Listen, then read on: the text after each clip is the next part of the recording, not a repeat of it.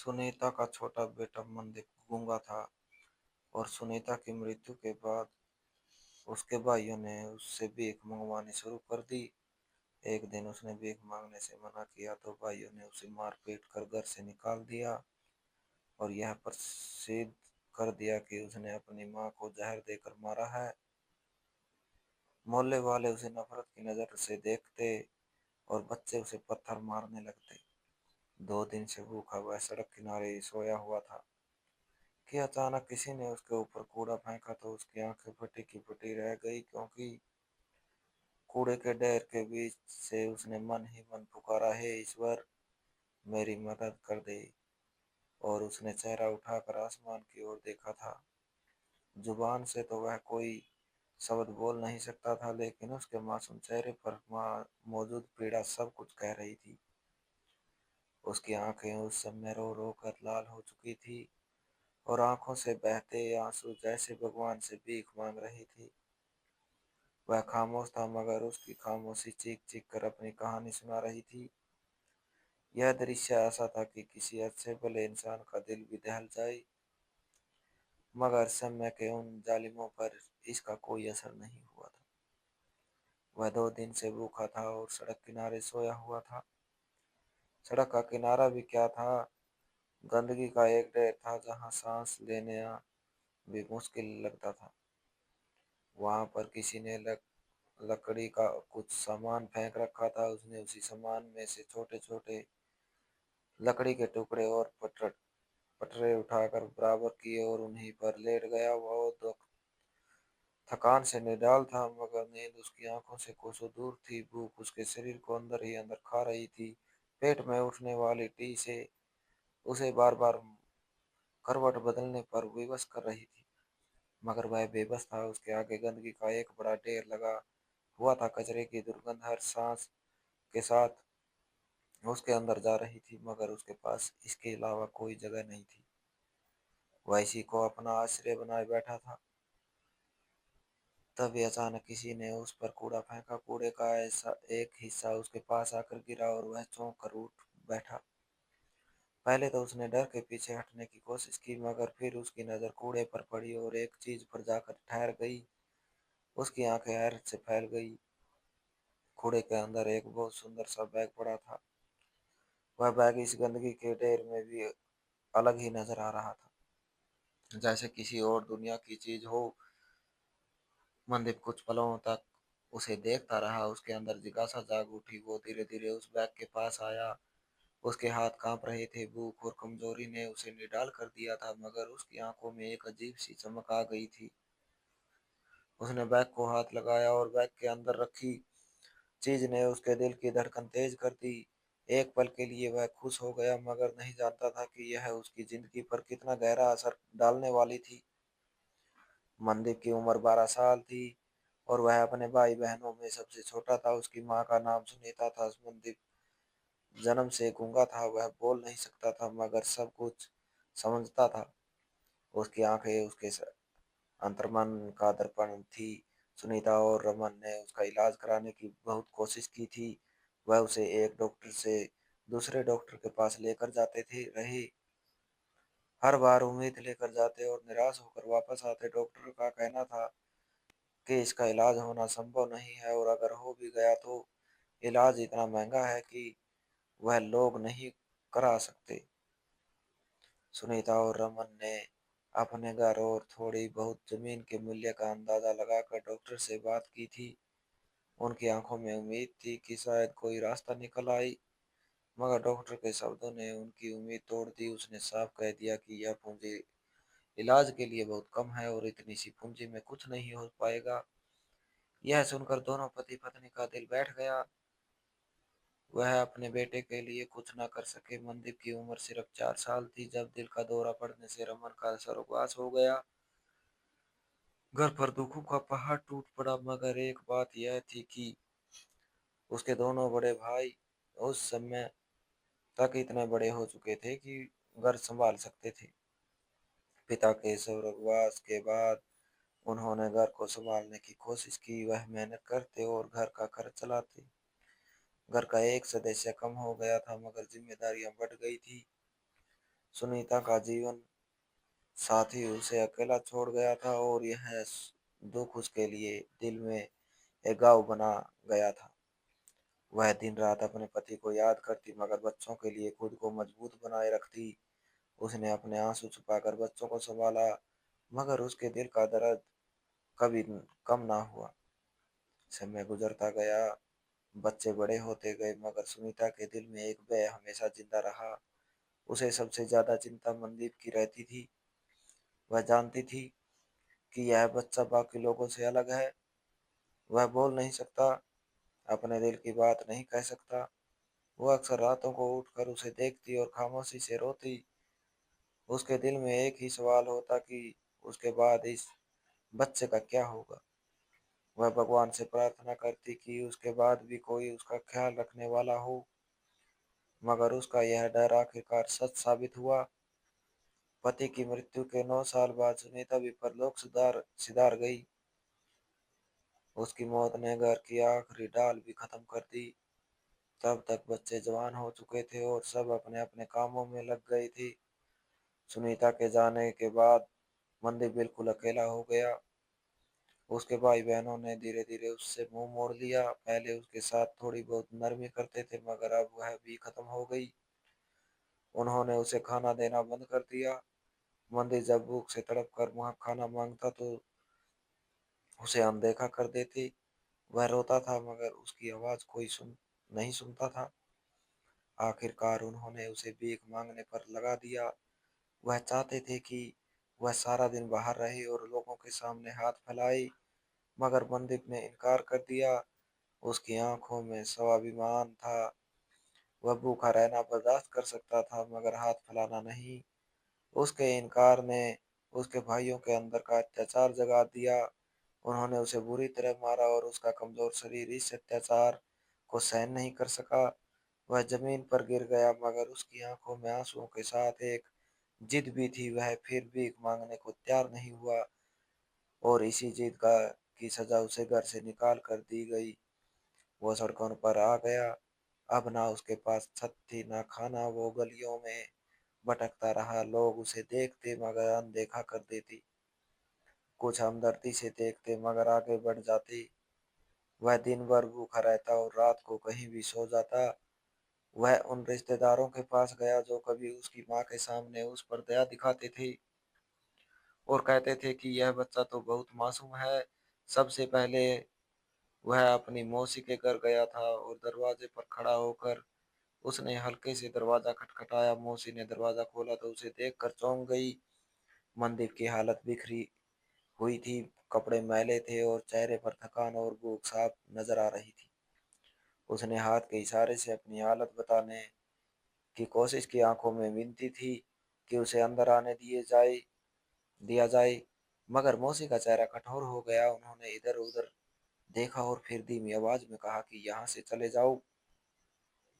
उन्होंने कहा, हे सब पता है तुमने क्या किया है। हमें सब पता है तुमने क्या किया है। तुमने यह उम्मीद भी कैसे कर ली कि मैं तुम्हारी शक्ल देखना भी पसंद करूंगी। मंदिर की आंखें हैरत से फैल गई। वह कुछ समझ ना सका। उसने फिर इशारों से पूछने की कोशिश की मगर मौसी ने दरवाजा उसके मुंह पर बंद कर दिया।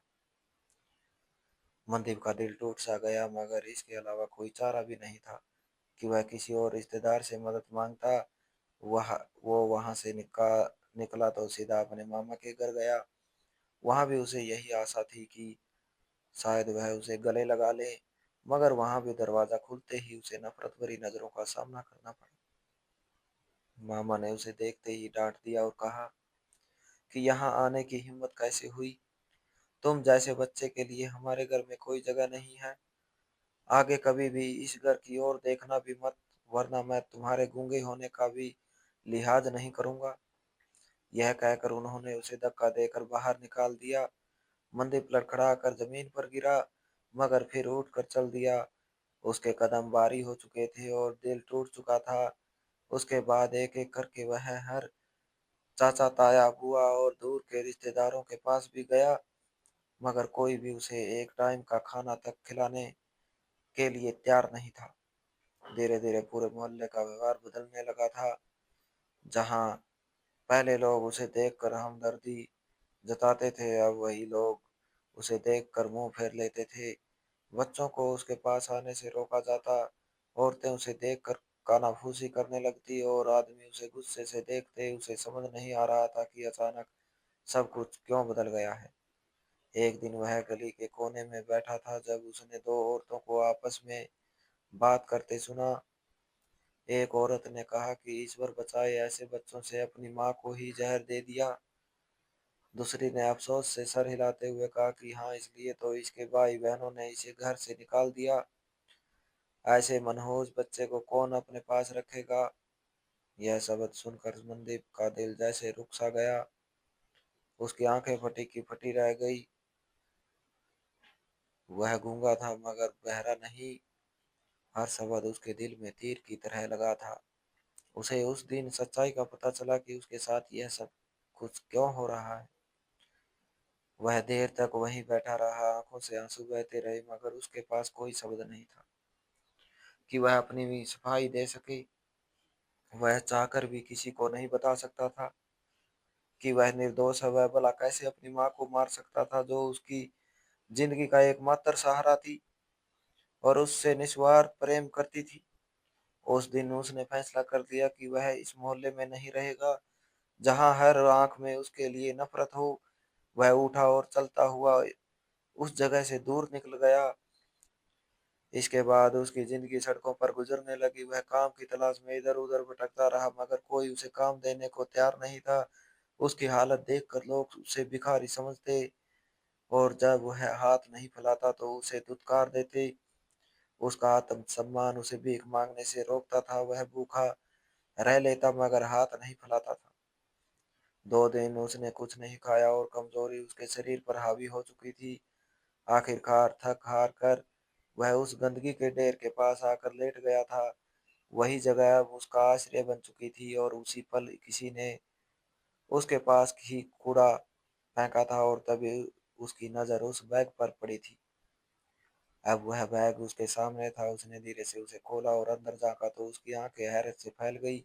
बैग छोटा सा था मगर उसके अंदर बहुत सारे रुपए और ढेर सारे गहने रखे हुए थे। उस बैग में इतने रुपए थे कि वह 1 साल से भी ज्यादा समय तक आराम से गुजारा कर सकता था। उसके हाथ कांपने लगे। एक पल के लिए उसके दिल में ख्याल आया कि वह इन सब को रख ले।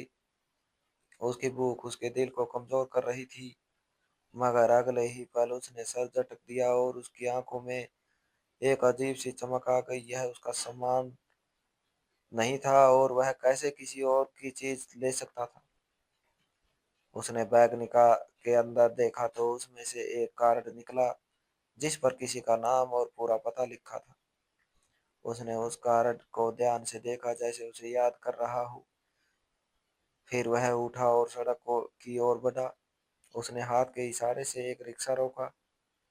रिक्शे वाला पहले तो उसे देखकर हिचकिचाया मगर फिर रुक गया। मनदीप ने कार्ड उसे दिखाया और इशारों से समझाया कि उसे यहाँ लेकर चलो। रिक्शा वाला कुछ पल उसे देखता रहा, फिर सर हिलाकर उसे बैठने का इशारा किया। मनदीप ने बैग को मजबूती से पकड़ रखा था और उसका दिल जोर जोर से धड़क रहा था। रास्ते पर वह खिड़की से बाहर देखता रहा मगर उसका ध्यान कहीं और ही न था।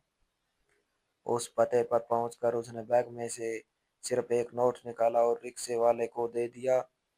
उसके पास तो खाने के भी पैसे नहीं थे मगर वह जानता था कि यह रुपए उसके नहीं है। रिक्शे वाले वाला उसे एक बड़े से घर के सामने उतार कर चला गया। मनदीप ने धीरे से सर उठाकर इस घर की ओर देखा। उसकी आंखें हैरत से फैल गई। यह एक बहुत बड़ी कोठी थी। ऊंची दीवारें, भारी गेट और अंदर से झांकती हुई चमक दमक। वह कुछ पल वहीं खड़ा रह गया, उसके हाथ में पकड़ा बैग और सामने खड़ी वह कोठी जैसे दो अलग दुनिया की कहानी सुना रही थी। मनदीप ने हिम्मत जुटाई और कोठी के बड़े से गेट के सामने जाकर रुक गया। उसका दिल जोर जोर से धड़क रहा था और वह कुछ पल वहीं खड़ा रहा जैसे अपने पैरों को आगे बढ़ाने की हिम्मत दे रहा हो। फिर उसने धीरे से हाथ उठाया और घंटी बजाया दी।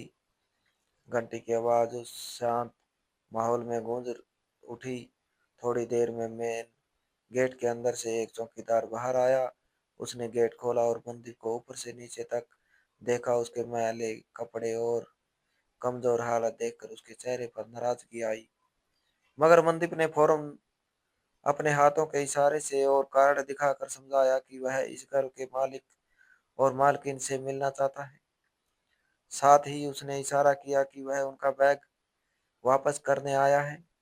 चौकीदार अभी कुछ समझने की कोशिश ही कर रहा था कि अंदर से किसी के आने की आवाज आई। एक गरिमापूर्ण आदमी और एक सुंदर महिला जल्दी जल्दी बाहर की ओर आ रही थी। उनके चेहरों पर बेचैनी भी थी और उम्मीद भी। वह सीसीटीवी से बाहर मंदिर को खड़े हुए और उसके हाथ में वह बैग देख चुके थे। जैसे ही उनकी नजर मंदिर पर पड़ी, वह लगभग भागते हुए उसके पास पहुंचे। मंदीप ने झुककर प्रणाम किया और फौरन बैग उनकी ओर बढ़ा दिया। उसके दिमाग में यह विचार था कि वह लोग अपना बैग देखकर खुशी से पागल हो जाएंगे, मगर अगले ही पल जो हुआ उसने मंदीप को हैरान कर दिया। उस महिला ने बैग को एक सरसरी नजर से देखा और फिर लापरवाही से एक और रख दिया। अगले ही पल वह आगे बढ़ी और मंदीप को जोर से गले लगा लिया। मंदीप हैरान रह गया, उसने कभी ऐसी प्यार की कल्पना भी नहीं की थी। उस आदमी ने भी आगे बढ़कर उसके सर पर हाथ रखा और प्यार से उसे थपथपाने लगा। मनदीप की आंखों में आंसू आ गए। वह महिला उसे उसकी माँ की तरह लगी थी। उसके आंचल में माँ जैसी ममता थी और वह समझ नहीं पा रहा था कि यह सब क्या हो रहा है।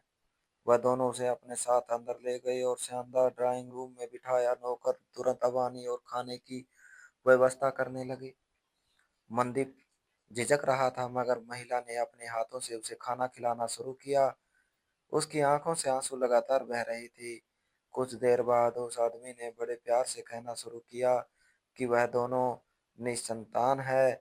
शुरू से उनकी इच्छा थी कि वह किसी बच्चे को गोद ले, मगर जब भी हमने कोशिश की, हर कोई अपना बच्चा हमें देने के बदले हमारी धन दौलत चाहता था। जो बच्चे उनके पास लाए जाते, वह भी घर की चमक दमक देख कर आते थे। उन्हें ऐसा बच्चा चाहिए था जो धन दौलत के लिए नहीं बल्कि अपने दिल की सच्चाई के साथ उनके पास आए। महिला ने बात आगे बढ़ाई कि इसीलिए उन्होंने यह अनोखी योजना बनाई। उन्होंने ऐसे ही बैग में पैसे और गहने रखकर अलग अलग जगहों पर रखवाए। यह अब तक का पांचवा बैग था, मगर आज तक कोई भी इसे वापस नहीं करने आया है। सब ने उस बैग को अपना भाग्य समझ कर रख लिया, जबकि हमने नाम और पते के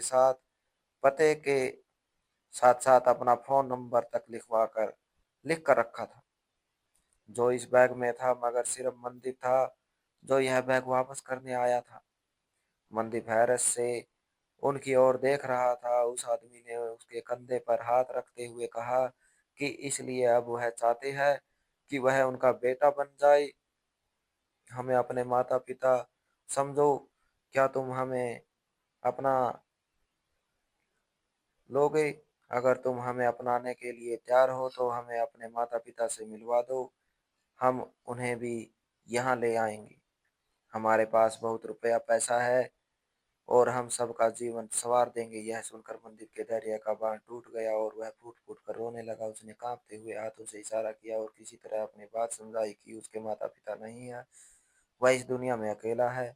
फिर उन्हें यह भी मालूम हुआ कि मंदिर जन्म से गूंगा है। यह सुनकर उस औरत की आंखों में आंसू आ गए, मगर उसने जल्दी से उसे सीने से लगा लिया और कहा कि अब वह अकेला नहीं है, वह उसके माता पिता है और उसका हर दुख उनका दुख है। उस आदमी ने भी मजबूती से उसका हाथ थाम लिया, जैसे उसे विश्वास दिला रहा हो कि अब वह अकेला नहीं होगा।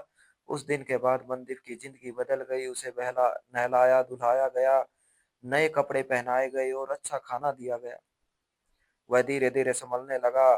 फिर उसका इलाज शुरू करवाया गया और उसे महंगे से महंगे डॉक्टर के पास ले जाया गया। महीनों की मेहनत और इलाज के बाद एक दिन वह पल भी आ गया जब मनदीप ने पहली अपनी आवाज निकाली। वो शब्द टूटा फूटा था, मगर उसके लिए दुनिया की सबसे बड़ी खुशी थी। उसके नए माता पिता की आंखों में खुशी के आंसू थे। कुछ समय बाद मनदीप अपने पुराने मोहल्ले में गया। अब वह पहले जैसा कमजोर और बेबस लड़का नहीं था। उसके कपड़े साफ सुथरे थे और चेहरे पर आत्मविश्वास था। मोहल्ले वाले उसे देखकर हैरान रह गए और सब उसके आसपास जमा हो गई।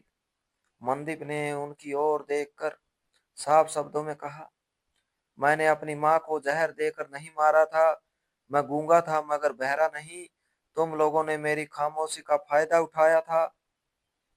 क्या कोई ऐसा बेटा अपनी माँ को मार सकता है जिसकी सारी दुनिया ही उसकी माँ हो? यह सुनकर सबके सर शर्मिंदगी से झुक गए और उनकी आंखों में पछतावा था। एक एक करके सबने उससे माफी मांगी। उसके भाई बहन भी आगे बढ़े और रोते हुए उससे माफी मांगने लगे। मनदीप ने कुछ पल उन्हें देखा, फिर उसके चेहरे पर नरमी आ गई। उसने खुले दिल के साथ सबको माफ कर दिया और कहा कि अगर वह लोग उसके साथ यह व्यवहार ना करते तो शायद उसे जिंदगी में दोबारा माता पिता ना मिलते। यह कहकर उसने अपने आंसू पोंछे और मुस्कुरा दिया। अब उसकी जिंदगी में अकेलापन नहीं था बल्कि सुकून और प्यार था। वह अपने नए माता पिता के साथ एक अच्छी जिंदगी गुजार रहा था, जहां इसे उसे इज्जत भी मिली और प्यार भी मिला, जिस पर उसका हमेशा से अधिकार था। माँ के बाद उसके साथ माँ की दुआएं थी जो अब तक उसके साथ थी, और वह दुनिया में अकेला और निराश नहीं रहा था बल्कि अपने भाई बहनों से भी ज्यादा अच्छा जीवन गुजार रहा था। यहाँ तक कि उसकी आवाज में भी वापस आ गई थी जो कभी उसके लिए बस एक सपना था। तो दोस्तों, इस कहानी को लेकर आपकी क्या राय है कमेंट बॉक्स में कमेंट करके ज़रूर बताएं, और अगर आपको हमारी आज की कहानी अच्छी लगी हो तो प्लीज़ इसे लाइक ज़रूर करें। अगर आपने अभी तक हमारे एसके की जुबानी 2.0 चैनल को सब्सक्राइब नहीं किया तो ज़रूर कर लीजिए। तो मिलते हैं ऐसी ही एक और मोटिवेशनल कहानी के साथ। Thanks for watching.